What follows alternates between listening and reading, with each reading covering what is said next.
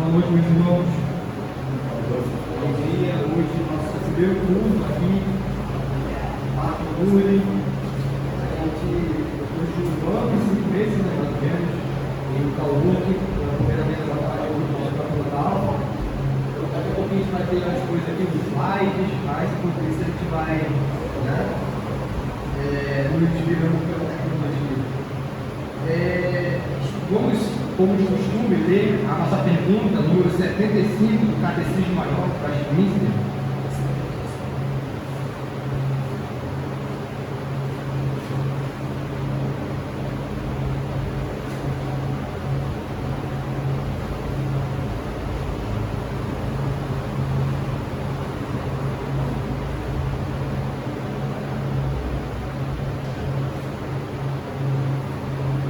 Como de costume, onde eu vou fazer a pergunta e os irmãos, a uma só voz, respondam. Pergunta o Catecismo Maior de Westminster: o que é santificação? Santificação é a obra da graça de Deus, pela qual Deus nos escolheu, antes da fundação do mundo, para serem santos, são revestidos pela poderosa operação do seu Espírito, se aplica a ordem e a perfeição de Cristo, elevado do homem interior, segundo a imagem de Deus, tendo gênero da primogênito, com a vida, e de todas as outras graças salvadoras, implantadas no coração deles, e tendo essas graças de tal forma estimuladas, aumentadas e fortalecidas, que eles olham cada vez mais para o pecado e ressuscitam para a novidade de Deus. Amém. Oremos, meus irmãos. Meus amados, meus queridos, muito obrigado, Santíssimo Deus, Santíssimo Pai, por esta dádiva, Senhor. Estarmos aqui cultuando ao Senhor e com o presente que veio do céu, esse local, Pai, porque sabemos que as nossas orações foram atendidas e o Senhor, na sua infinita misericórdia, providenciou um novo local para nós, nos reunirmos dominicalmente, sempre que estivermos alguns trabalhos para a tua glória, Senhor. Santíssimo Deus, Santíssimo Pai, nós sabemos, Senhor, que a obra da santificação é operada pelo Espírito Santo e pedimos, Senhor, que hoje, Senhor, por misericórdia divina, por obra do Espírito Santo, nós sejamos santificados, Senhor, mais plenamente habilitados em toda a boa obra, Deus.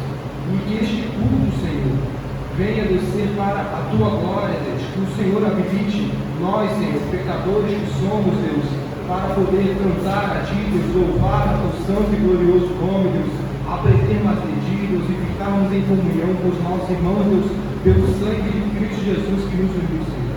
Esteja conosco, Senhor, habilite-nos, Pai, habilite-nos, Deus, a falar, a orar, a cantar, a ler a Bíblia, a olhar, Deus, com olhos espirituais, Deus, tudo que ocorrerá nesse culto, Deus, e que seja tudo feito para a sua glória.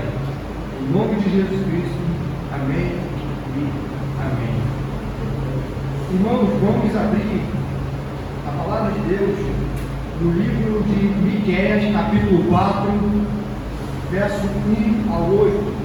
Miqueias, livro de Miqueias, capítulo 4, do verso 1 ao 8. O livro de Miqueias fica depois de Jonas. Passa Amós, Obadias, Jonas, e chega em Miqueias.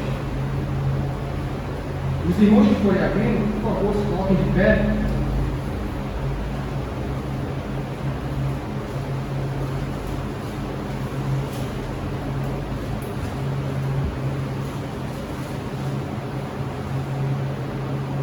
Miqueias, capítulo 8, do verso 1 ao verso, capítulo 4, perdão, Miqueias, capítulo 4, do verso 1 ao verso 8. Capítulo 4 de Miqueias diz assim: mas nos últimos dias acontecerá que o monte da casa do Senhor será estabelecido no cimo dos montes e se elevará sobre os outeiros, e para ele afluirão os povos, irão muitas nações e dirão: vinde e subamos ao monte do Senhor e à casa de Deus de Jacó, para que nos ensine os seus caminhos e andemos pelas suas veredas, porque de Sião procederá a lei e a palavra do Senhor de Jerusalém. Ele julgará entre muitos povos e corrigirá nações poderosas e longínquas. Estes converterão as suas espadas em reiras de arados e as suas lanças em podadeiras. Uma nação não levantará a espada contra outra nação, nem aprenderão mais a guerra, mas assentar-se-á cada um debaixo da sua videira e debaixo da sua figueira. E não haverá a quem os espante, porque a boca do Senhor dos Exércitos disse: porque todos os povos andam, cada um em nome do seu Deus. Mas quanto a nós, andaremos em nome do Senhor, nosso Deus, para todo sempre. Naquele dia, diz o Senhor, congregarei os que cocheiam e recolherei os que foram expulsos e os que eu afligira. Dos que cocheiam farei a parte restante, e dos que foram arrojados para longe, uma poderosa nação. E o Senhor reinará sobre eles no monte Sião, desde agora e para sempre. A ti, ó torre do Legônio, monte da filha de Sião, a ti virá o primeiro domínio, o reino da filha de Jerusalém. Irmãos, eu vou pedir para que todos nós repitamos o versículo 5, porque ele era repetido por toda a congregação na antiga dispensação, com uma resposta de que, enquanto essa profecia não se cumprir, nós iremos guardar a lei do Senhor, nós serviremos ao Senhor. Vamos reler em voz alta o versículo 5 do capítulo 4 de Miqueias. Vamos ler? Porque todos os povos andam, cada um em nome do seu Deus, mas quanto a nós, andaremos em nome do Senhor, nosso Deus, para todos sempre. Amém. Cantemos ao Senhor.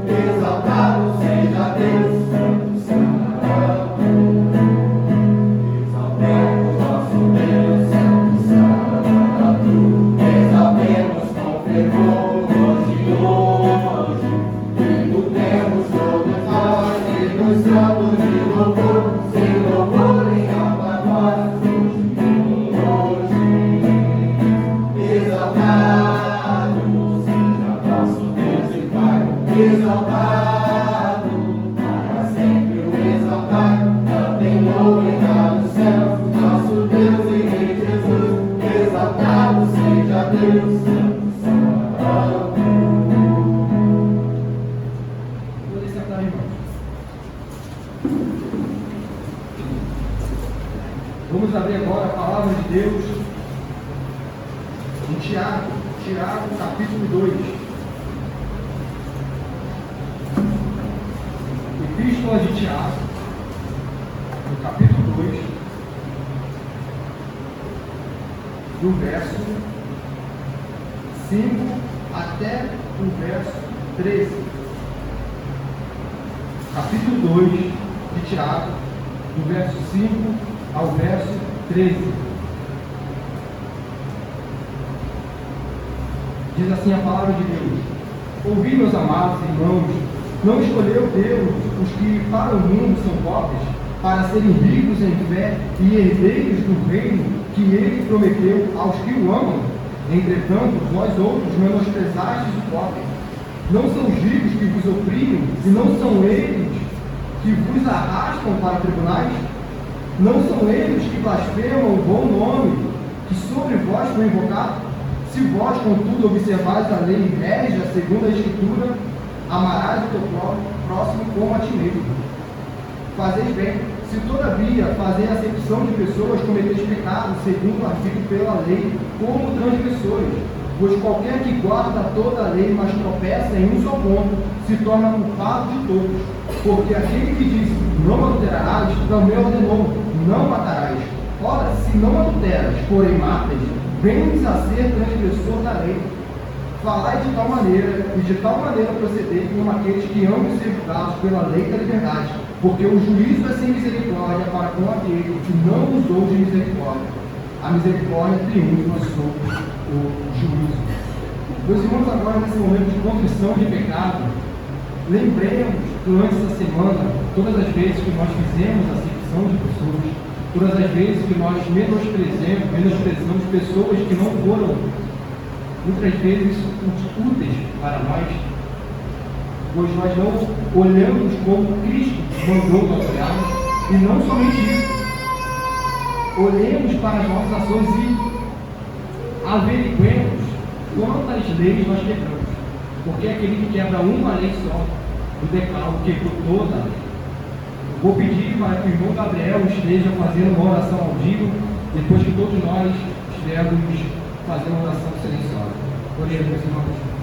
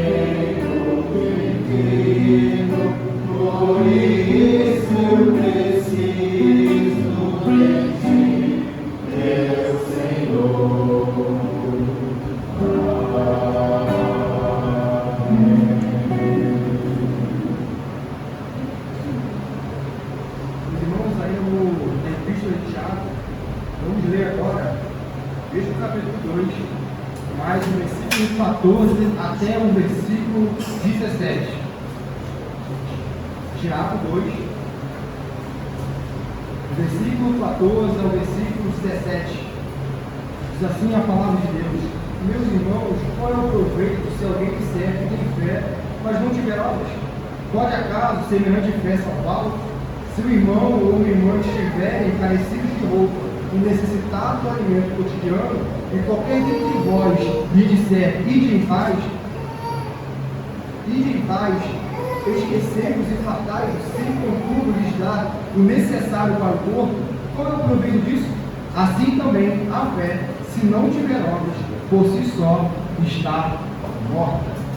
Os irmãos, nesse momento em que nós nos aproximamos do momento do ofertório, nós provamos que nós não estamos apegados às riquezas e nós também demonstramos com os nossos recursos uma das maneiras de demonstrar que a nossa fé ela é operosa, uma fé que a gente dá ao triunfo Deus e Ele, na sua graça, Ele administra para os necessitados e para a expansão do seu reino.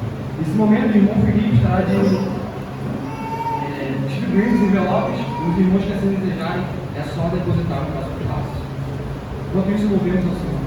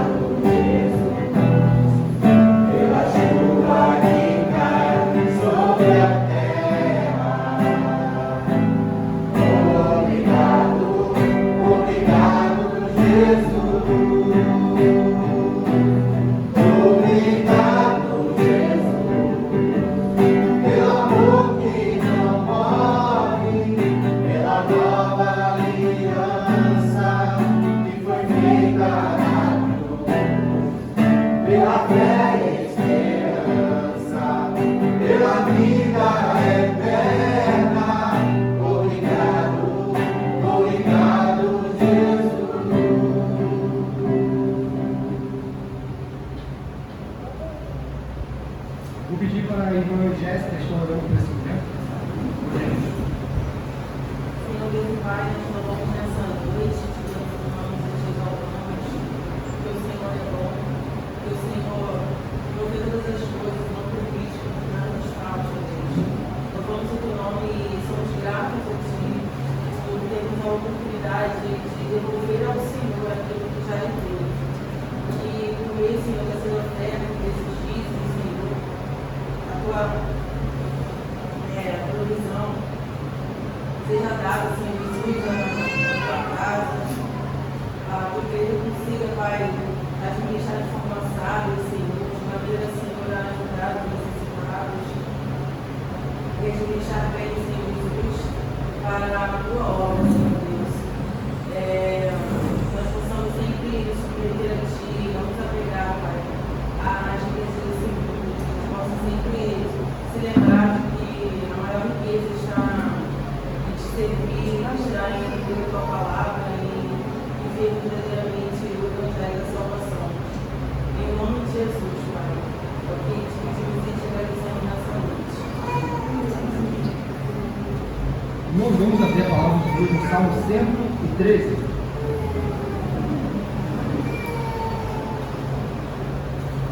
Salmo 113, nós vamos ler do 1 ao 9.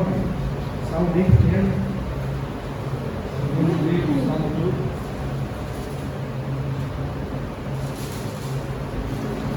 Salmo 113, do versículo 1 ao versículo 9. Diz assim a palavra de Deus: Aleluia, louvai, servos do Senhor, louvai o nome do Senhor. Bendito seja o nome do Senhor, agora e para sempre. Do nascimento do sol até ao ocaso, louvado seja o nome do Senhor. Excelso é o Senhor acima de todas as nações, e a sua glória acima dos céus.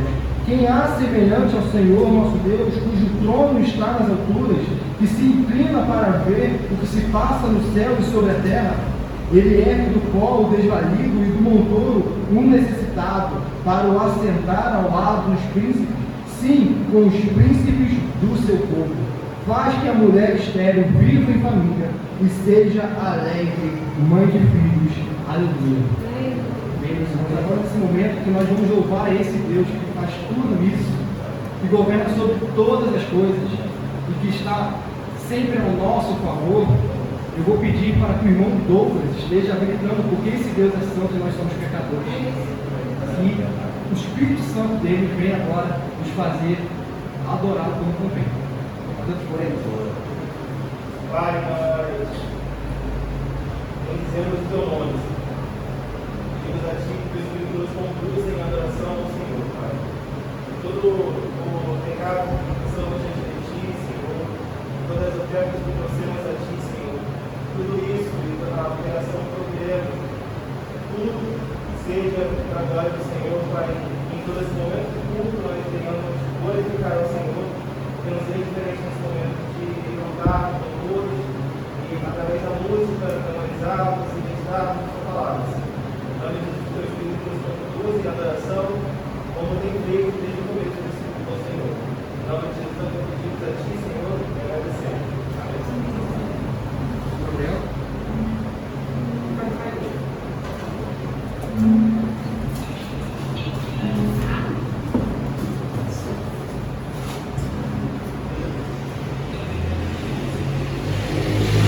Boa noite, meus irmãos. Vamos juntos adorar e graças a Deus ao nosso Deus. Esse Deus que é grandioso, que é maravilhoso, que é o nosso bem mais precioso e que nós temos maior valor.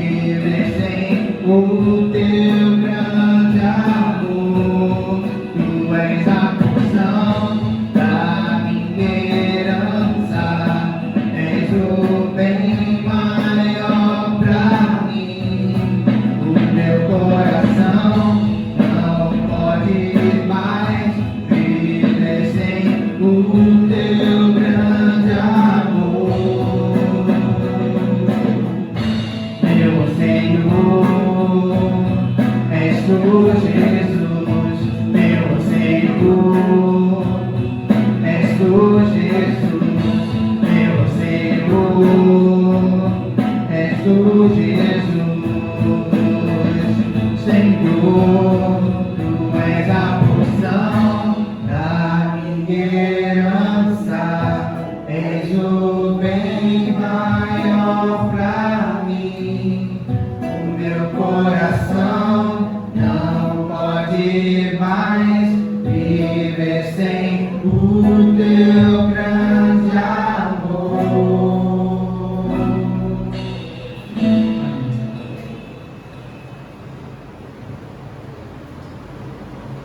Esse Deus que nós ansiamos e é o Deus que nós colocamos as nossas petições, nós entregamos nossos desejos a Ele, nós sabemos que Ele nos escuta, é um Deus presente, é um Deus que está nos ouvindo, está nos consolando.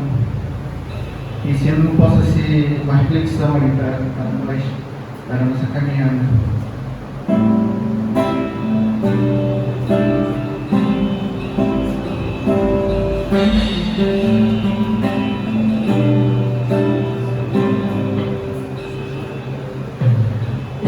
Ouve-me quando eu clamo, ó Deus da minha justiça. Na angústia me deste largueza, tem misericórdia de mim. E ouve a minha oração, e ouve a minha oração. Filho dos homens, até quando convertereis a minha glória em infâmia? Até quando amareis a vaidade e buscareis a mentira? Sabei, pois, que o Senhor separou para si aquele que é piedoso. O Senhor ouvirá quando eu clamar a Ele.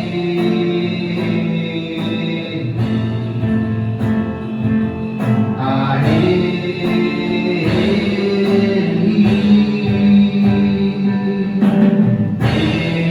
perdoai-vos e não pequeis, falai com o nosso coração sobre a vossa cama, falai-vos, oferecei sacrifício de justiça. E confiai no Senhor, e confiai no Senhor. Muitos dizem que nos mostrará o bem, Senhor, exalta sobre nós a luz do teu rosto, puseste alegria no meu coração, mas e no tempo em que se multiplicaram o trigo e o vinho. Sabei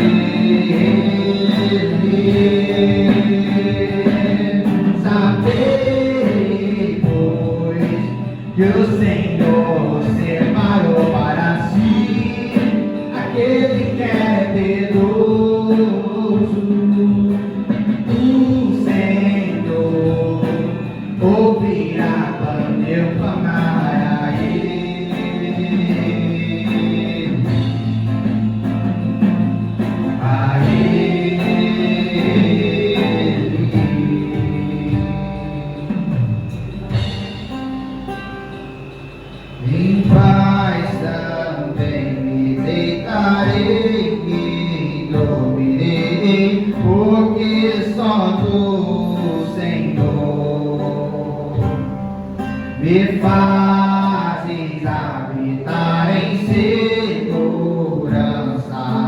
Sim, só tu, ó Senhor. Em paz também me deitarei e dormirei, porque só tu, Senhor, me fazes habitar em segurança. Sim, só tu, ó Senhor. Sabei, pois, que o Senhor separou para si aquele que é piedoso. O Senhor ouvirá quando eu clamar a Ele.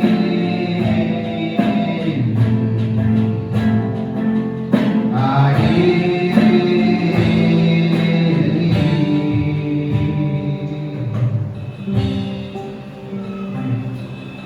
Nós confiamos nisso, né?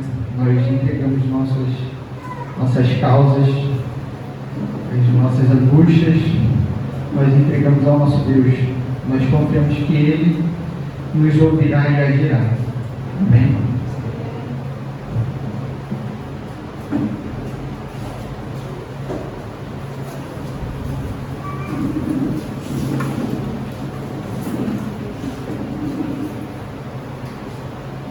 Nós vamos abrir agora a palavra de Deus em Tito 2, do verso 11 ao verso 15.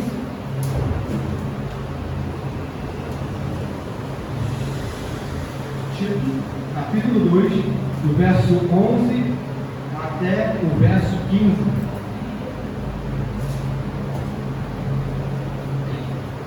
Diz assim a palavra de Deus em Tito 2, 11 a 15.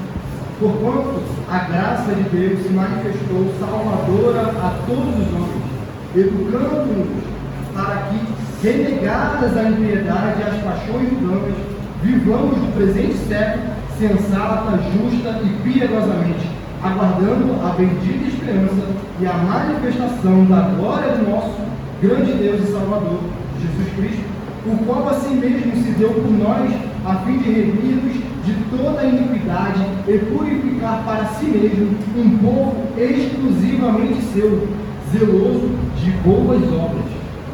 Diz estas coisas, exorta e repreende também com toda a autoridade, ninguém te despreza.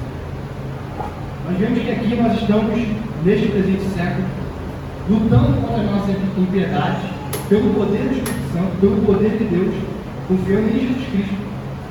E uma das maneiras pelas quais nós vencemos isso é ouvindo a palavra de Deus, ouvindo a pregação exposta. É isso que Paulo está falando para Tito. Por isso que ele diz estas coisas, exorta e repreende também com toda a autoridade, ninguém te despreze. Se ele diz, ninguém te despreze, logo há uma grande possibilidade ou probabilidade do pregador ser desprezado. Aqui no caso, Tito.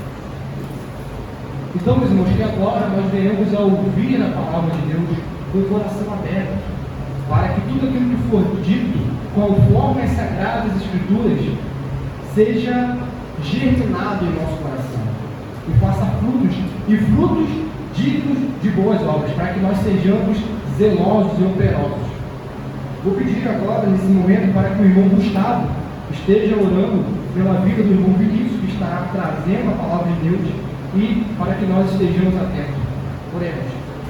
Senhor Deus, louvado seja o Senhor, esse que Deus nos bendice nesse dia, Senhor, para louvarmos e cultuarmos a tua santidade, Pai. É um grande privilégio esse, Senhor. E agora, Senhor, nos aproximando do momento da pregação, Senhor Deus, que o Senhor possa estar ativando nossas mentes e nosso coração, que a nossa atenção possa estar totalmente voltada para a pregação da tua palavra, Senhor.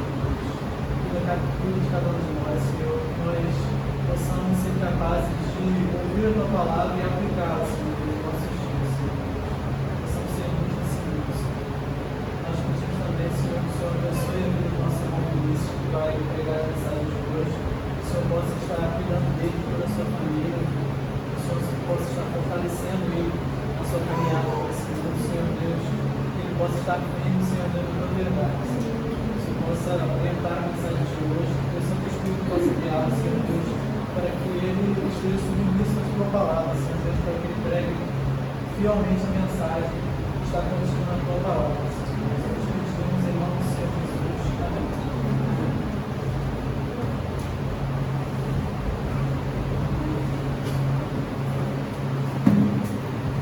Paz, irmãos,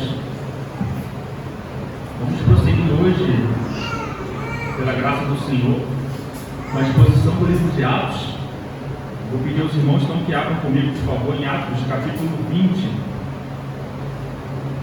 O livro de Atos dos Apóstolos, capítulo 20.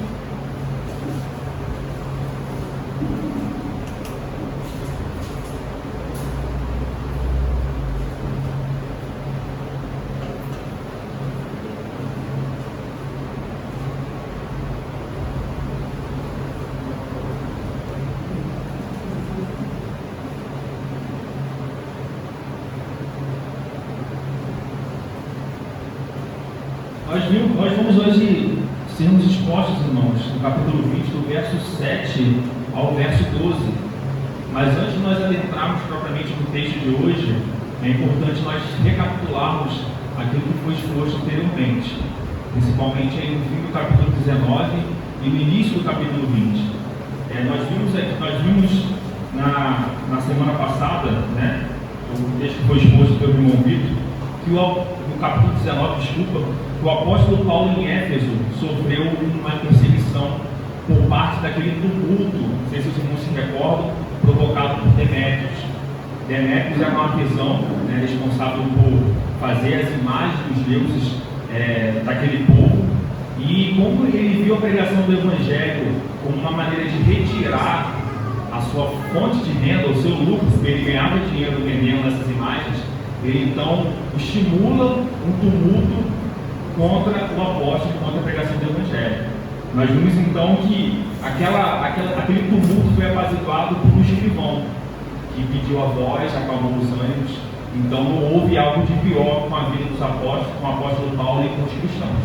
Seguindo, no início do capítulo 20, nós vimos então que Paulo chega em Éfeso, né? E lá ele conforta os irmãos, conforta os discípulos de Éfeso. E também depois ele se retira para a Macedônia. Então nós temos que Paulo estava em Éfeso, né? Parte de Éfeso para a Macedônia.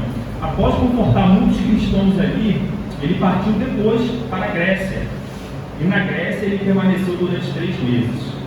Depois, mais à frente, nós vimos que Paulo, querendo voltar, né, querendo embarcar para a Síria, ele tomou conhecimento que havia uma emboscada, uma conspiração arrumada pelos judeus. Então, ao invés de embarcar rumo à Síria, o que o apóstolo Paulo faz? Ele volta pela Macedônia. Ele mudou o trajeto que ele iria para embarcar para a Síria e ele voltou pela Macedônia por causa dessa conspiração. Nós vimos então que quem acompanhou ele foi Timóteo, Lucas e outros cristãos, que nós vimos nos versos anteriores, que acompanharam o apóstolo Paulo nessa viagem.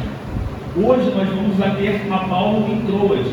Paulo, Lucas, Timóteo e outros irmãos que estavam acompanhando eles estão agora em Troas, certo? Esse é o local que nós vamos situar hoje, geograficamente.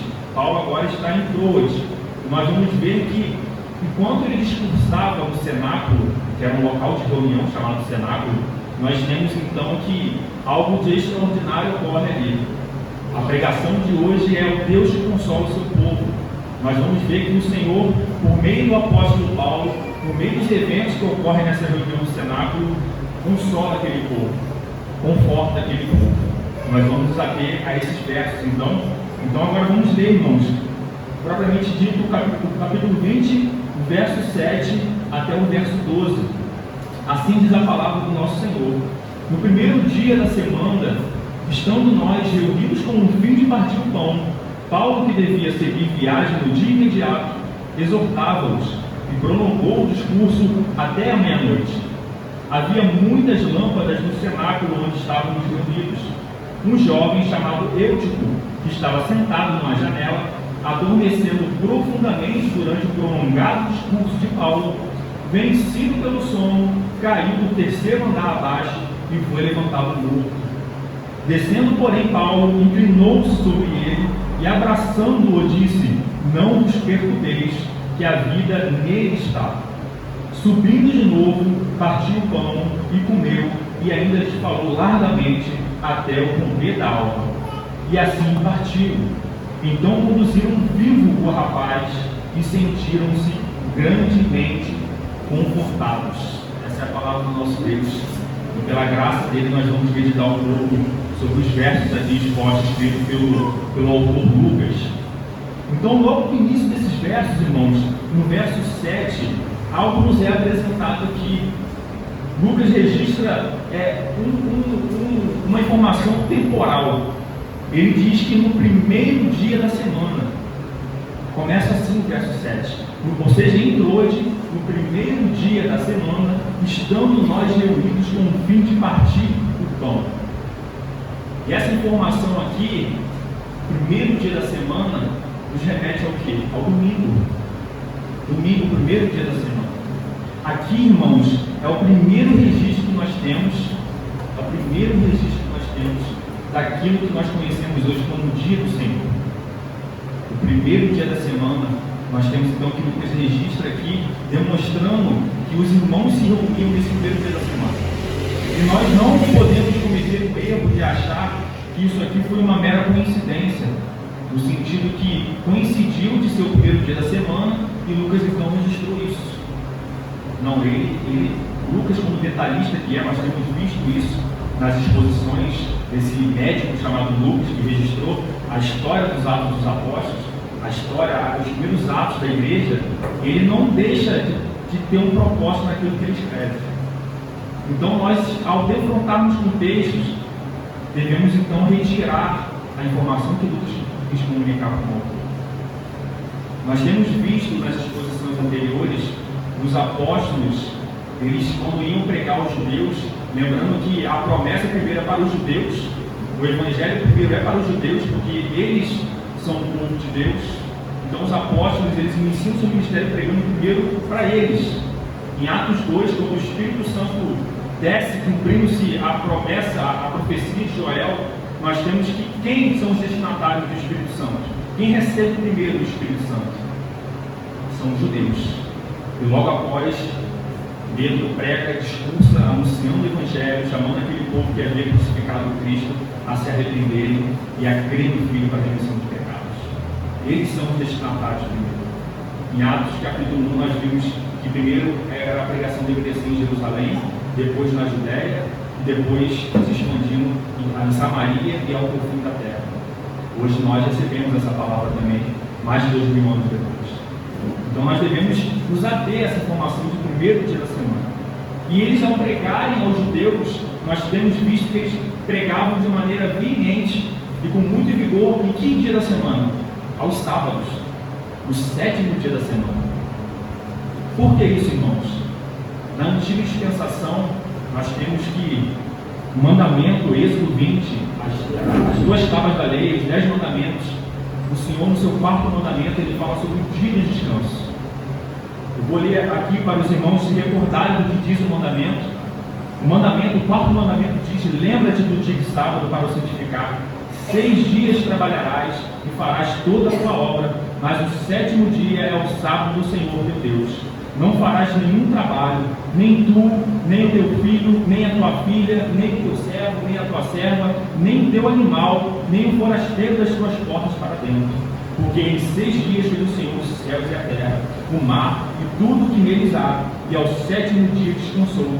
Por isso o Senhor abençoou o dia de sábado e o santificou. Então, antes de Cristo, até a vinda do Senhor, a ressurreição dele, a morte e a ressurreição, nós temos que o santo dia, o dia do descanso, era o 7º. Essa era a ordem do Senhor. E os judeus se reuniam nas sinagogas ao 7º dia da semana para cumprir os seus ritos religiosos. E era nesse dia da semana que os cristãos, que os apóstolos, que os discípulos iam até as sinagogas anunciar o Evangelho. Nós temos visto que o apóstolo Paulo, ele sempre cumpria um ciclo semanal. Ele pregava durante todo o dia, no 7º dia nas sinagogas, e durante a semana ele ia para os gentios e anunciava na praça pública, tendo debate com filósofos, como foi em Atenas, na Grécia, ele anunciava para os gentios. E ao sétimo dia ele estava na sinagoga, expulsando e anunciando o evangelho para os judeus. Agora, no registro aqui do verso 7, nós temos a informação que eles não estão mais reunidos no sétimo dia. A informação aqui agora é que eles estão reunidos no primeiro dia da semana. Isso é muito importante para nós. Esse aqui, irmãos, é o primeiro registro nas Escrituras sobre o dia do Senhor. E é importante, nós fomos expostos aqui no estudo bíblico dominical pelo pastor Sami sobre o dia do Senhor, sobre a mudança do sétimo para o primeiro, mas é bom nós recapitularmos alguns fundamentos para isso. Nós vimos aqui que na antiga dispensação, o fundamento do sabá, o fundamento do dia do descanso, era primeiro criacional. Deus trabalhou 6 dias criando todas as coisas que existem, tudo que nós enxergamos, e ao sétimo dia ele descansou. Essa é a ordem criada por Deus. E ele comunica algo com isso, porque o nosso Deus ele não se cansa. É impossível o divino se cansar, isso é próprio do homem. Então o que Deus quer comunicar quando ele informa que ele descansou no sétimo dia? Ele está comunicando que nós devemos seguir essa ordem da natureza, essa ordem natural que ele instituiu. Quando o homem viola isso, ele tem consequências sérias. O corpo dele precisa do descanso. O corpo dele precisa de um dia, a alma dele precisa de um dia de comunhão plena e total com o seu Deus. Aqui Deus estipula um ciclo: 6 dias trabalharás, 6 dias ficará inclinado para os seus afazeres, para os seus compromissos, mas depois, no sétimo dia, ou seja, a cada 6, deve se descansar, deve se devotar ao Senhor. Esse é o primeiro fundamento criacional, porque ele é um Deus criador e ele estipulou dessa maneira. Assim como ele descansou, cabe a nós também descansar. E nós vimos também em Deuteronômio capítulo 5 um outro fundamento. Em Deuteronômio capítulo 5, o Senhor repete os 10 mandamentos, repetido ao povo de Israel os 10 mandamentos. Mas aqui há uma pequena mudança, porque se em Êxodo 20 o fundamento é criacional, em Deuteronômio o fundamento é libertação. Deus fala que eles devem descansar no sétimo dia, não devem trabalhar nem ele, nem os animais, nem os seus servos, e ele vai relembrar, porque vós foram escravos na Egito. O povo de Deus, durante cerca de 400 anos de escravidão, eles não puderam adorar o seu Deus no sétimo dia. Eles não tinham um dia de descanso, o santo dia de descanso. Eles eram escravos, eles trabalhavam sem cessar, sem parar, todos os dias da semana.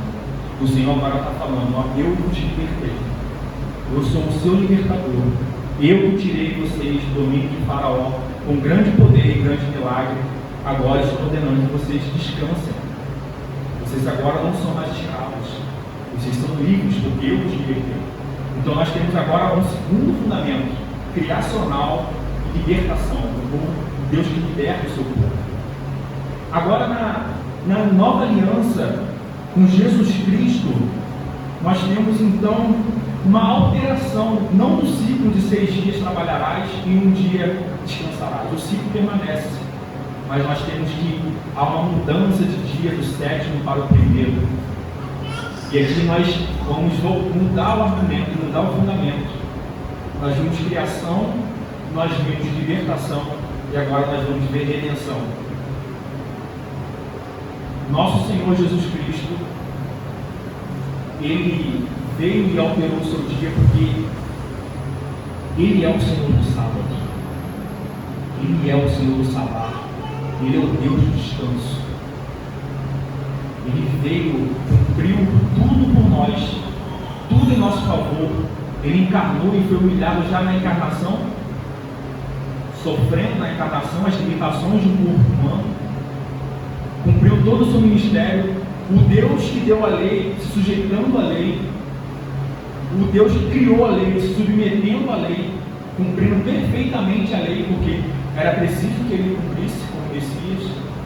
Um Deus que, por causa do seu amor, que entregou o seu Filho em nosso favor, Jesus Cristo, ele sofre.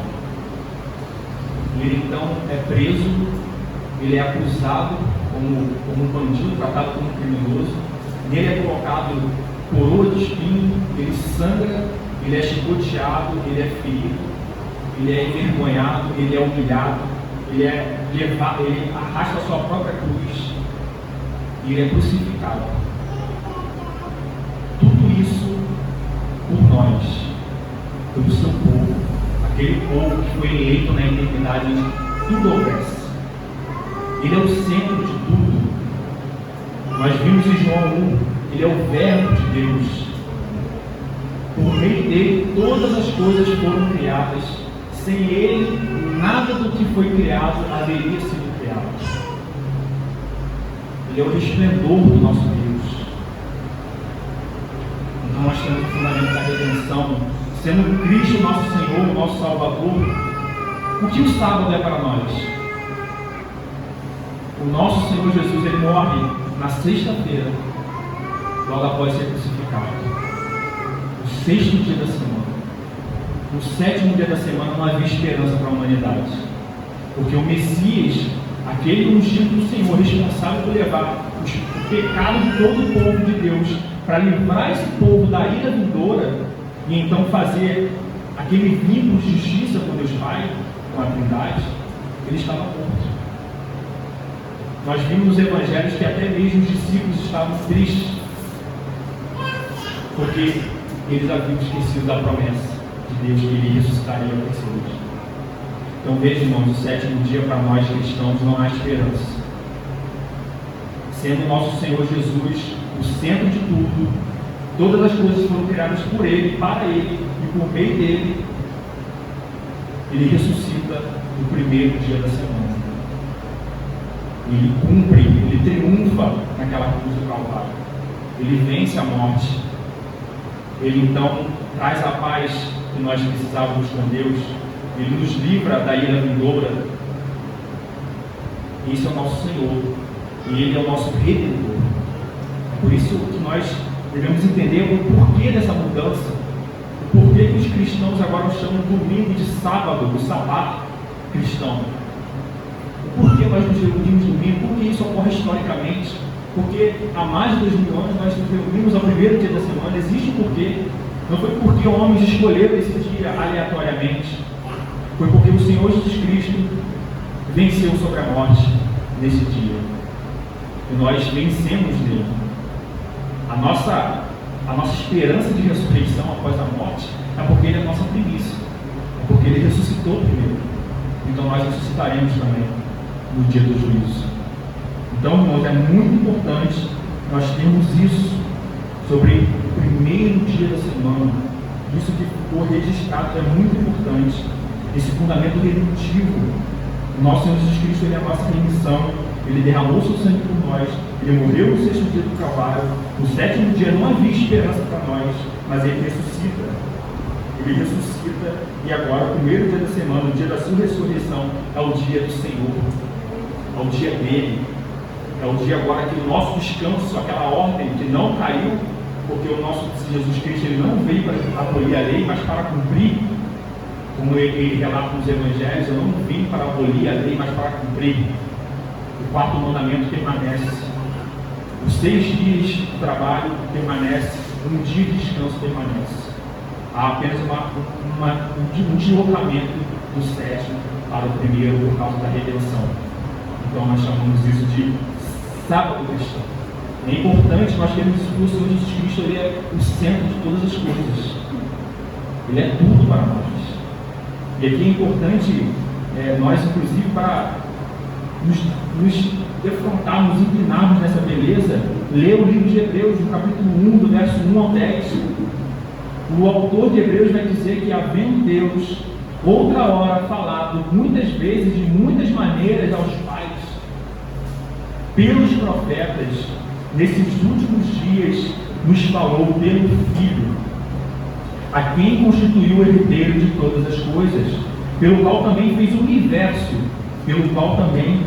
universo, ele que é o resplendor da glória e a expressão exata do seu ser, sustentando todas as coisas pela palavra do seu poder, depois de ter feito a purificação dos pecados, assentou-se à direita da majestade, nas alturas, tendo sido tornado tão superior aos anjos, quanto herdou mais excelente nome do que eles? Pois a qual dos anjos disse jamais: Tu és meu filho, eu hoje te gerei? E outra vez: Eu lhe serei pai e ele me será filho? E novamente, ao introduzir o primogênito no mundo, diz: E todos os anjos de Deus o adorem. Ainda quanto aos anjos, diz: Aquele que a seus anjos faz ventos e a seus ministros labaredas de fogo. Mas acerca do Filho diz: O teu trono, ó Deus, é para todo sempre, e cetro de equidade, e o cetro do reino, o cetro de equidade é o cetro do seu reino. Amaste a justiça e odiaste a iniquidade. Por isso Deus, o teu Deus, te ungiu com óleo de alegria, como a nenhum dos teus companheiros. Ainda no princípio, Senhor, lançaste os fundamentos da terra, e os seus são obras das tuas mãos. Esse é o Senhor Jesus Cristo, a expressão exata do ser, a expressão exata do Pai. Ele é o centro de todas as coisas, superior aos anjos. Cetro de equidade, cetro de justiça é o reino dele. Sendo ele o centro, o nosso dia de descanso deve mirá-lo, deve ter comportamento ele, porque ele é desde a eternidade. Tudo que foi feito por meio dele. Amém, irmãos? Então, agora nós temos o primeiro dia da semana, o domingo, como o dia do Senhor. Hoje, o primeiro dia da semana, estamos nós aqui reunidos, cultuando a Ele. Cultuamos pela manhã com a EBD, louvamos a Ele com a EBD, aprendendo mais sobre a Sua palavra. E hoje, de maneira solene, estamos reunidos aqui para adorá-lo, para cultuar o Deus que nos salvou. E vamos prosseguir então com a exposição do texto. Nós vimos então que há esse registro do primeiro dia da semana com o fim de partir o pão, que aqui o Lucas está falando, está apontando para a Santa Ceia. Nós vamos ver adiante que diz que Paulo, que devia seguir viagem no dia imediato, ou seja, no dia seguinte, exortava-os e prolongou o discurso até a meia-noite. Paulo exortava-os e prolongou o discurso até a meia-noite. Verso 8: Havia muitas lâmpadas no cenáculo, ou seja, no local de reunião onde eles estavam, onde estávamos reunidos. Um jovem chamado Eutico, que estava sentado numa janela, adormecendo profundamente durante o prolongado discurso de Paulo, vencido pelo sono, caiu do terceiro andar abaixo e foi levantado morto.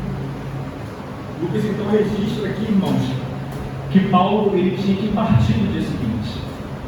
Ele tinha que sair de Troade rumo à viagem que nós veremos nos versos seguintes no próximo culto.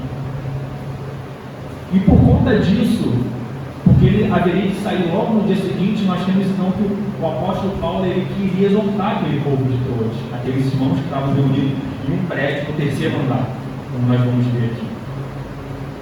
Nós podemos então entender que ele prolongou o seu discurso porque havia muito conteúdo que ele precisava passar, já que ele iria embora. Nós temos então um registro que ele estendeu o seu discurso até a meia-noite. Se nós formos imaginar o cenário e voltarmos no tempo, nós vamos entender um pouco como isso foi cansativo para os ouvintes do apóstolo Paulo. Nós retrocedendo no tempo, há cerca de 2.000 anos atrás, nós temos que a principal fonte de trabalho e de renda daquele povo era a agropecuária, era rural, o povo vivia com a produção, com a colheita e tudo mais. E nós entendemos um pouco, quem já leu sobre agropecuária, agronegócio, entende que a rotina dessas pessoas começa muito cedo. Quando o sol está nascendo, aí 5 horas da manhã, eles já estão trabalhando, eles já estão preparando a terra, eles já estão fazendo os seus negócios, e eles precisam dormir cedo, porque esse ciclo se repete a cada dia. Então nós temos que esses irmãos, depois de um dia de trabalho intenso, estavam reunidos, ouvindo o apóstolo Paulo exortá-los. E esse discurso se estendeu até a meia-noite. E se nós formos imaginar o local onde ele estava, no terceiro andar de um prédio, o autor, Lucas, registra que haviam muitas lâmpadas. Lembrando, Lucas, ele não é um autor que coloca as informações ali sem propósito. Ele colocou aqui no verso que havia muitas lâmpadas no local. Irmãos, há 2000 anos atrás a lâmpada não era desse tipo, não. Era fogo. Era fogo, a fonte de iluminação do local. Então imaginemos um local que deveria estar cheio, porque um apóstolo estava naquele local para exortá-los, um apóstolo que iria embora no dia seguinte. Muitas velas, digamos assim, acesas, com muitas pessoas naquele local. Imagina o calor que deveria estar lá. Nós estamos sofrendo um pouquinho aqui sem o ar-condicionado, que nós estávamos acostumados, né? Um pouquinho só, com essa lâmpada e com o ventilador ligado.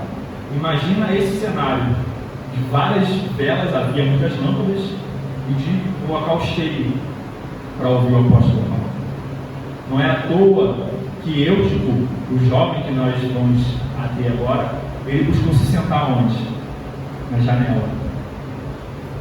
Há 2000 anos atrás a janela era apenas um vão, irmãos. Um vão, às vezes com uma cortina, para dar privacidade para quem estava lá dentro.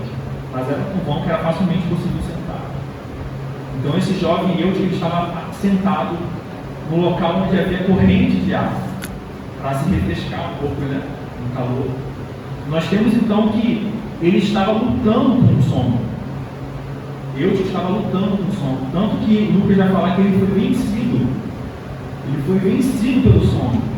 E essa expressão, ele foi vencido, nos faz concluir que ele estava lutando para não adormecer. Mas ele não aguentou o apóstolo Paulo discursar até a meia-noite.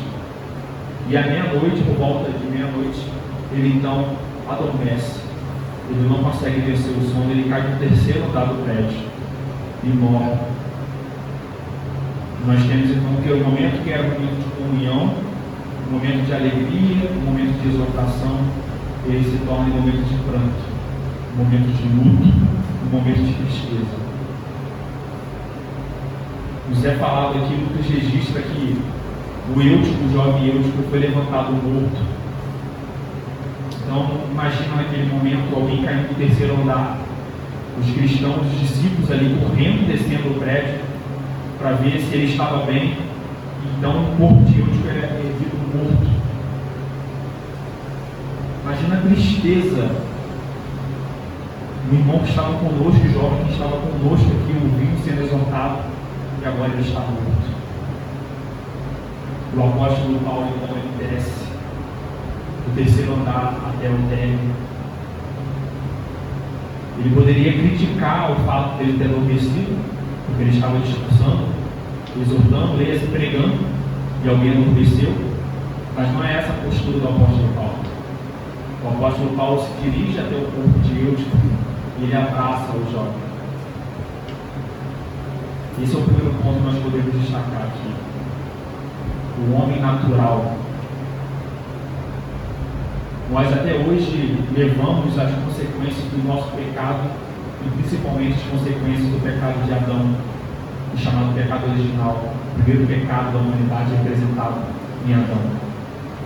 Nós vimos que com a queda da perfeição, ou seja, o homem que antes era perfeito, porque Deus criou ele perfeito, com a queda ele decai a sua perfeição, e agora ele tem o seu corpo, a sua carne e até a própria influência da sua alma manchada pelo pecado. Ele agora é inclinado à corrupção. E não somente em termos espirituais, porque agora o homem natural ele anda cego, ele é inimigo de Deus, mas também o Senhor sujeitou ele às mazelas naturais, a mazelas do corpo físico. O homem sente dor, o homem se fere, o homem morre, o homem dorme. Isso tudo são mazelas do pecado. Nós vimos aqui um homem natural que estava lutando para ser confortado, consolado pela exortação do apóstolo Paulo. Mas esse homem não consegue. A natureza dele não permite, porque ele é homem, ele é humano, ele é limitado. E o apóstolo Paulo entende isso. E em um momento do registro de Lucas, o apóstolo Paulo levanta uma crítica sobre o fato de ele ter adormecido. Um jovem que tinha provavelmente trabalhado o dia inteiro, num local muito quente, muito cheio, não aguentou e caiu. O segundo ponto que nós podemos aqui ressaltar a respeito disso é sobre o apostolado de Paulo. Nós vemos que ele ressuscitou Deus. Ele abraça o jovem e diz, nós vamos ver aqui no verso, que Paulo inclinou-se, verso 10, inclinou-se sobre ele, inclinou-se sobre Deus, e abraçando-o disse, ou seja, disse aos discípulos que estavam ali, não vos perturbeis, que a vida nele está. Ele ressuscitou. O apóstolo Paulo ressuscita. Irmãos, a ressurreição de um morto é algo tão poderoso, é algo tão extraordinário. Se nós pudéssemos hierarquizar os milagres, o extraordinário é algo que estaria entre os primeiros colocados, digamos assim. Tanto que se nós formos olhar as Escrituras, o Antigo Testamento e o Novo Testamento, no Antigo Testamento há apenas 2 relatos de ressurreição. Uma feita pelo profeta Elias e outra feita, está em 1 Reis e 2 Reis, e outra feita por Eliseu. Ambos ressuscitaram um jovem, filho único dos pais. No Antigo Testamento apenas 2 ressurreições existem. No ministério do Senhor Jesus Cristo, ele ressuscita 3 pessoas. Ele ressuscita Lázaro, ele vai ressuscitar o filho da viúva de Naim e ele vai ressuscitar a filha de Jairo. O Senhor, no seu ministério messiânico, ungido do Senhor, mostrando por meio dos milagres e do extraordinário que ele era o Filho de Deus que deveria de vir ao mundo, ele 3 milagres. Aqui nós temos 5 milagres até agora. Nos Atos dos Apóstolos, nós vamos ter mais 2 milagres. Somente, total de 7 milagres feitos nas Escrituras registrados de ressurreição dos mortos. O primeiro, se os irmãos não sei se recordam, foi praticado pelo apóstolo Pedro, que ressuscitou Dorcas. Primeira ressurreição no Atos dos Apóstolos. E agora nós vamos ver o apóstolo Paulo realizando a segunda ressurreição, sendo instrumento para a segunda ressurreição, que é para o jovem Eutico. E por que isso ressalta o apostolado dele? Porque sempre Paulo está sempre tendo que provar que ele é o apóstolo. Ele não escreve que ele é um apóstolo tardio. Ele não estava com Cristo desde o início. Nós vimos que ele era um perseguidor da igreja. E o Senhor, ali na estrada de Damasco, se revela ao apóstolo Paulo, onde ele cai do cavalo e por causa da luz que resplandecia de Cristo, ele então fica cego. Nós vimos que ali ele é convertido. Paulo, por que ele persegue? E ali há uma alteração do coração de Paulo. De perseguidor, ele agora é perseguido. Então nós temos visto que o Senhor, por meio do apóstolo Paulo, faz diversos milagres. E isso tem um propósito de ser, para demonstrar que ele era um representante de Cristo. Lembrando, irmãos, as identidades apostólicas, para ser um apóstolo era necessário ver a Cristo. Cristo se revelou a Paulo e houve testemunhos, porque todos que estavam com eles ouviram a voz de Cristo falando: Paulo, Paulo, por que persegues? Outro requisito é fazer milagres, é o extraordinário. É por isso que nós não cremos que existem apóstolos todos. A era apostólica cessou no passado. Ninguém no nosso presente dia viu Cristo. Não é falar que viu em visão, viu Cristo. Ninguém aqui ressuscita mortos, ou vai até a UPA e estende as mãos, as pessoas saem todas dali curadas. Não há registro de que a sombra está curando, como nós vimos aqui. A sombra curava. Nós vimos aqui que nos textos anteriores que foi pego o lenço, o item do apóstolo Paulo e foi levado porque isso estava curando. Não o poder do objeto, mas porque apontava para o apóstolo Paulo, apontava para Cristo, portanto. Então, mais uma vez, o Senhor está demonstrando o apostolado do apóstolo Paulo. Ele é o representante de Cristo. Ele tem autoridade. Isso se demonstra porque ele agora está ressuscitando o morto, assim como o seu mestre fez. Nós vamos ver ainda muitos milagres realizados por intermédio do apóstolo Paulo, o grande responsável do Novo Testamento, escreveu Efésios, escreveu 1 Coríntios, 2 Coríntios, Romano, Tessalonicenses, 2 Tessalonicenses, 1 Timóteo, 2 Timóteo, Tito, e por aí vai. O grande responsável, o apóstolo Tardio. Então, é importante agora nos ater a isso também nesse texto. Então, pela graça do Senhor, aquele momento que tinha se transformado em um momento de luto, em um momento de tristeza e de pranto, por causa da ressurreição de Deus, agora se torna um momento de alegria, um momento de júbilo, um momento de conforto. Eles são consolados. E nós vemos então toda aquela reunião que se iniciou com a exortação do apóstolo Paulo, que depois seguiu com uma exortação caminhando até a meia-noite, depois com Eutico caindo no terceiro andar porque foi vencido pelo sono, a ressurreição dele, que já estava morto, e agora o ápice daquela reunião, a Santa Ceia. O ápice daquela comunhão, a Santa Ceia. Nós vemos então que depois de ter ressuscitado Eutico, o apóstolo Paulo então sobe ao terceiro andar. O verso 11 vai dizer: subindo de novo, ele estava lá e desceu, partiu o pão e comeu. Não é partiu um pão, é partiu o pão. Esse artigo "o", que é um artigo definido, nos remete à Santa Ceia. Não é um pão qualquer, mas é aquele pão com propósito de ser um memorial. E aqui é importante nós vermos o ápice dessa reunião, o ápice desse momento solene no dia do Senhor. Era o dia do Senhor, o dia de descanso, o dia de adoração a Ele. E eles foram confortados durante todo esse momento, foram consolados durante todo esse momento. E agora, nesse júbilo, nessa alegria, eles iriam partir o pão, lembrando o corpo de Cristo, que foi partido em favor de nós, em favor dele. Eles beberiam do vinho, lembrando o sangue derramado na cruz, por causa deles, por causa de nós. E eles se alegrariam, então. Santa Ceia do Senhor.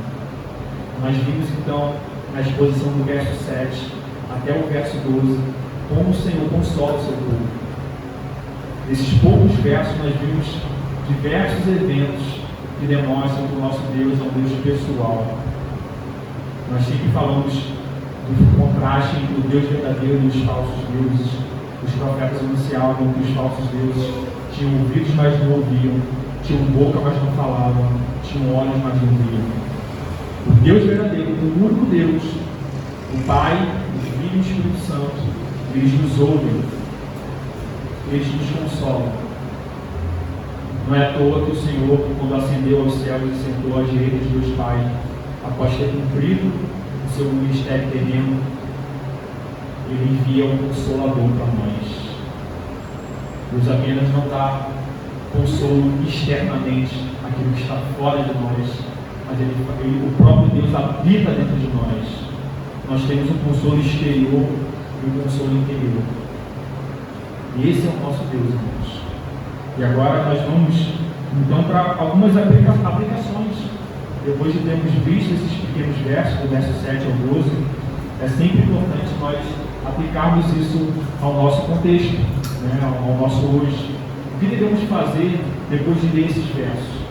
Lembrando sempre que essas aplicações não são totais. Nós devemos ter esse texto em nossa mente e aplicá-lo em outras situações das nossas vidas. Mas nós podemos aqui extrair uma primeira aplicação, que é: atente-se ao dia do Senhor. Nós vimos aqui como o fundamento é redentivo. E quando nós falamos de redenção, isso deve nos trazer, primeiro, muito temor, porque nós estamos falando do sacrifício vicário de Cristo, do Filho de Deus morrendo, sofrendo por nós, e júbilo também, porque por meio dele nós fomos libertos do pecado, nós fomos libertos da ira do dor. Então, irmãos, devemos nos atentar a esse dia. E como nós fazemos isso? Como nós fazemos isso? Como nós nos atentamos? Como nós somos diligentes nesse dia? Cumprindo o que o mandamento diz. O mandamento, o quarto mandamento, ele é bem claro, ele é bem autoexplicado. Ele fala que nós devemos descansar, cessar as nossas obras. E isso é bom para nós. Às vezes nós estamos viciados, a nossa mente está viciada no trabalho, está viciada com os afazeres seculares, está viciada com entretenimento, e para nós apenas um dia da semana, apenas algumas horas, porque nós dormimos apenas algumas horas, não é nem 24 horas, apenas algumas horas desse dia específico, é tão labutoso, é tão difícil para nós descansarmos, termos uma paz com Deus nesse dia, nos inclinarmos à leitura da Bíblia, ter um momento de ligar a televisão, descansar, de conversar à mesa com a nossa família, de às vezes sim sair, fazer uma caminhada, mas sempre lembrando que é o do Senhor, apreciando a criação, agradecendo a Ele por mais um dia de vida, clamando a Ele para que Ele nos guarde na semana, na segunda-feira, para que Ele nos ajude a prestar um culto adequado devido a Ele logo à noite. Mas nós não conseguimos. É difícil deixar de abrir o Instagram. E às vezes nós caímos em ciladas no Instagram e pecamos. É difícil abrir as Escrituras e ler a palavra de Deus. Durante a semana é muito difícil, nós temos a desculpa do trabalho. E o dia do descanso, qual é a nossa desculpa? Será que 6 dias trabalharás não é suficiente para nós? Temos que ter também o 7º, o dia do Senhor, o dia dele. Então, irmãos, nós como cristãos, como servos que foram remidos pela graça, que entendemos a redenção, temos a responsabilidade de glorificar e adorar esse Deus como Ele exige de nós, observando os seus mandamentos. O salmista vai dizer que os mandamentos dele é o que? É bom. A lei do Senhor é boa, ela revigora a alma, ela restaura a alma. O salmista vai dizer que ele tem prazer na lei do Senhor e nela ele medita dia e noite. O salmista está falando dos 10 mandamentos também. A lei de Deus restaura a alma. Lembremos, irmãos, que o dia do Senhor, domingo, é o antegozo dos céus. Dentro de um ciclo de 6 dias trabalharás e um descansarás, isso remete ao momento que não haverá mais um ciclo de 6 dias para nós, mas uma eternidade com Ele, para todos sempre, pelos séculos dos séculos, mas não haverá mais contagem de tempo. Então nós sempre devemos fazer uma pergunta para nós mesmos: se eu anseio viver novos céus e nova terra com esse Deus que me redimiu, por que, Senhor, eu tenho tanta dificuldade de guardar algumas horas do dia, se eu almejo a eternidade contigo?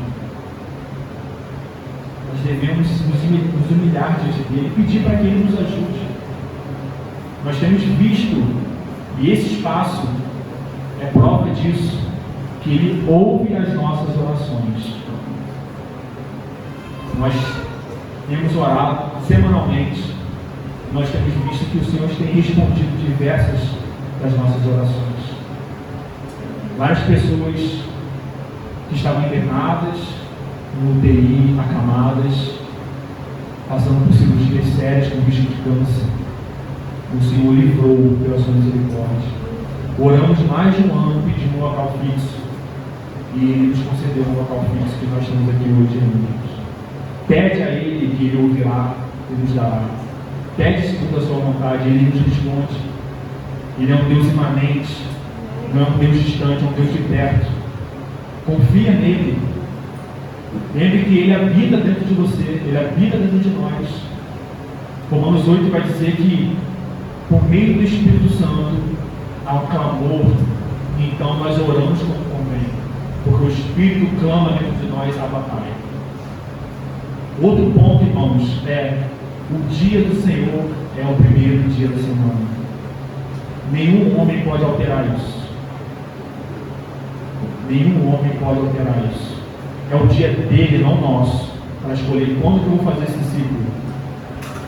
Se você trabalha, se você está em plantão, amém, atos de misericórdia, a Bíblia vai tratar disso, de trabalho, de emergências, mas não é por causa de você que pode se alterar o dia do Senhor. Mas nós que estamos de plantão, nós que precisamos trabalhar no domingo, devemos orar para chegar ao Senhor de Deus e dê condições de não trabalhar na função do dia. Dê condições de estar ouvindo com os irmãos para cultuar a ti. Nós vimos isso no Antigo Testamento. Durante o momento do exílio do povo de Deus, quando Deus aplicava juízo, eles não tinham templo. E eles não adoravam como devia. E as profecias eram que haveria um tempo em que Deus iria restituí-los à sua cidade. E eles então poderiam adorar como convinha. Então, irmãos, não pensem que podemos mudar o dia do Senhor. Ele é o primeiro dia da semana. É nele que devemos descansar. É nele que devemos cultuar. O outro ponto, o segundo ponto, é que nós devemos buscar, isso é muito importante, nós devemos buscar tenazmente a Deus. Tenaz é com muita resistência.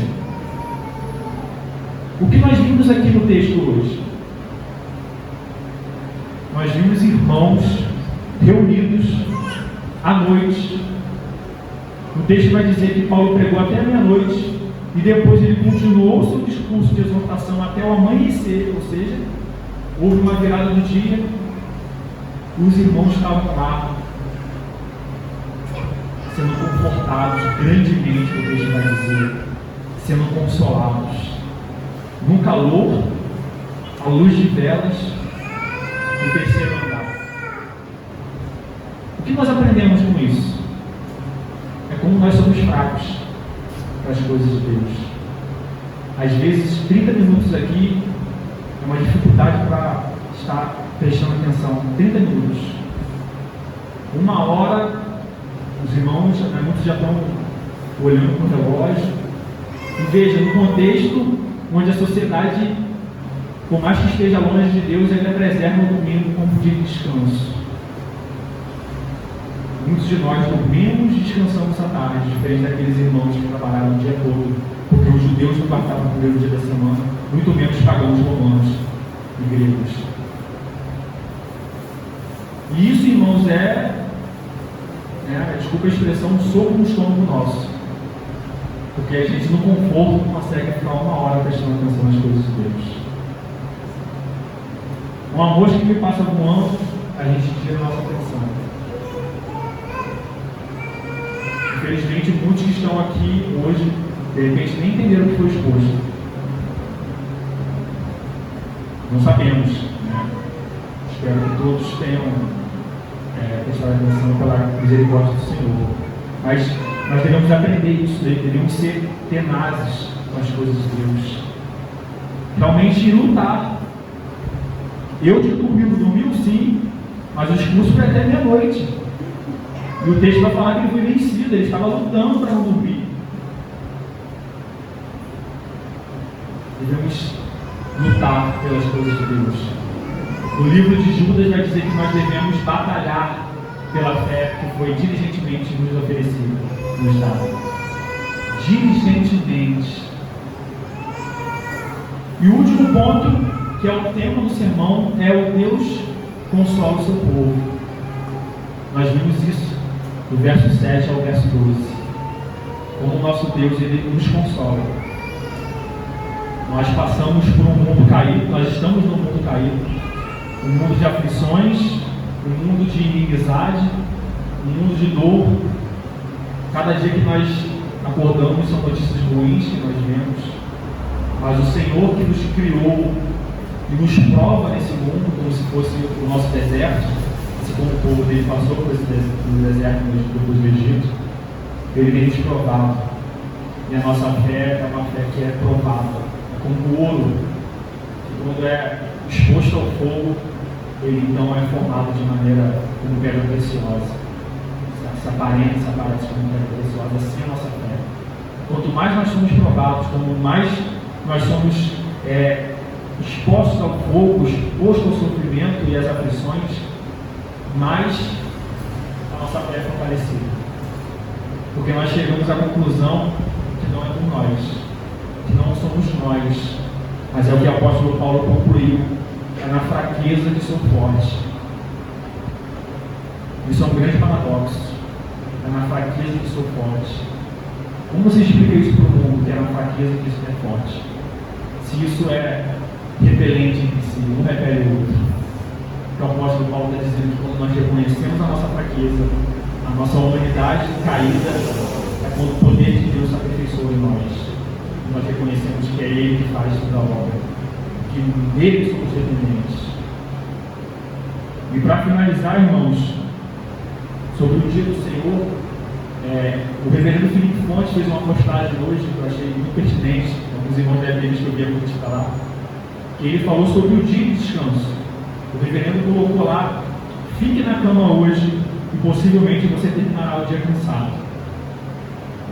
Resolva gastar-se servindo na companhia dos seus irmãos e você terminará o dia descansado. Domingo é assim. É um dia mais paradoxal da semana. O dia do cansaço que descansa. Esse é o dia do Senhor. É o dia onde nós descansamos nele, fazendo as coisas para Ele, glorificando o teu santo nome. Amém, irmãos? Vamos orar então ao nosso Deus, agradecendo a Ele por mais uma oportunidade. Obrigado, Deus, somos gratos a Ti, porque o Senhor nos deu a Tua palavra, Senhor. O Senhor nos abençoa e nos consola por meio dela. Nós somos regidos pela Tua palavra, Senhor. Nós devemos viver pela Tua palavra. É nela que encontramos alegria, é nela que encontramos consolo, é nela que aprendemos acerca de Ti, ó Deus, do Teu ser, aquilo que o Senhor exige de nós. Que o Senhor possa estar nos consolando, Pai. Assim como nós vimos esses irmãos sendo consolados ali em Troas, Deus, que possamos também nos recorrermos a Ti, ó Deus, que possamos clamar a Ti por consolo, que possamos te achegar em momentos de oração, que possamos nos achegar em momentos de comunhão com os nossos irmãos, que possamos nos achegar à Tua mesa, Deus, a Santa Ceia, porque o Senhor tem nos dado instrumentos de consolo, além do Teu Santo Espírito que habita em nós. Mas muitas vezes, Deus, por causa do nosso pecado, Deus, por causa dessa luta com o homem interior e o homem exterior, o qual o Senhor não nos pede, Deus, um inclinado à Tua lei, o outro inclinado à lei do pecado. Mas o Senhor venceu por nós. Não há condenação mais por causa do Teu sacrifício, ó Senhor. Isso nos traz esperança de acordar e lutar mais um dia contra o pecado, Deus. De recorrermos mais um dia em oração a Ti, Deus. Senhor, nos abençoe que amanhã, na segunda-feira, Deus, nós possamos orar a Ti, nós possamos ler a Tua Santa Palavra, pelo menos uma porção do dia, Deus. Que na terça-feira, novamente, Deus, que possamos estar aqui reunidos no momento de oração, no corpo, Deus, e na quarta, e na quinta, e na sexta, e no sábado, para que o domingo seja o ápice, Deus, e que nos console, e que nos nutra para enfrentar novamente a semana. É isso que pedimos a Ti, sabendo que o Senhor nos ouve e tem respondido pela Tua misericórdia, segundo a Tua vontade, muitas das nossas petições. Muito obrigado, Senhor. Amém.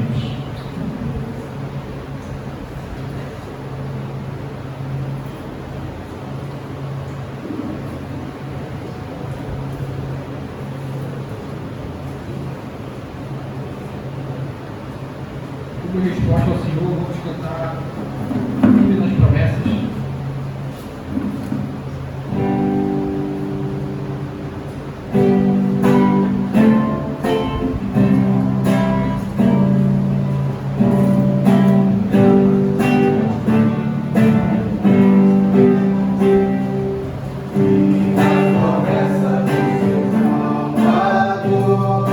Cantarei louvores ao meu Criador.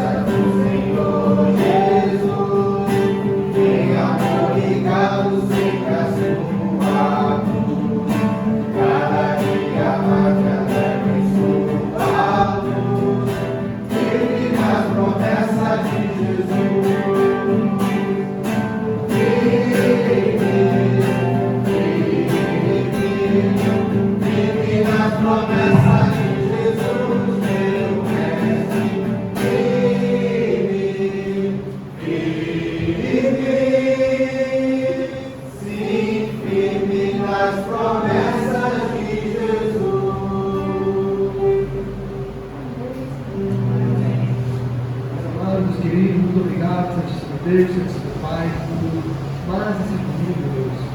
Santíssimo Deus, grato somos, Deus, porque é um privilégio, Deus, estarmos aqui, Deus, reunidos no dia do Senhor, Deus.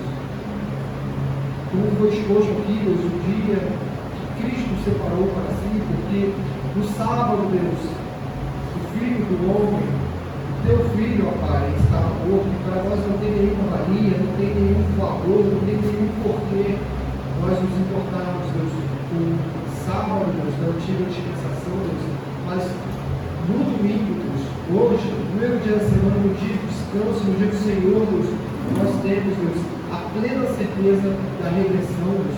Nós temos a plena certeza, Deus, de que assim como Eutico foi ressuscitado, Deus, assim como Dorcas foi ressuscitado, Senhor Jesus, assim como Cristo foi ressuscitado porque Ele é a primícia dos que dormem, Deus, assim, Deus, nós também seremos ressuscitados, Deus. Assim, Deus, nós não tememos mais a morte, Deus, porque onde está a morte do seu aguilhão?